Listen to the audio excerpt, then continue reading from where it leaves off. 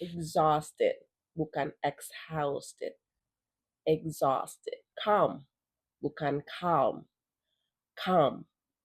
Jadi nggak totally silent L, tapi lebih ke lazy L. Calm. Palm, bukan palm. Palm trees. Vehicle, bukan vehicle.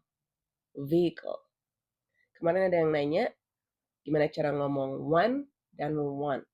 One, mulutnya agak kebuka. Want, mulutnya agak sedikit lebih berbentuk O, not totally O, dan T-nya kedengeran. Want. Lalu ada yang nanya juga, can and can't.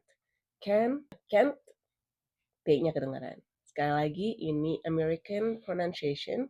I'm not speaking British English, jadi pronunciation-nya sedikit berbeda. Sebelum ngeritik di komen, lihat dulu profil gue.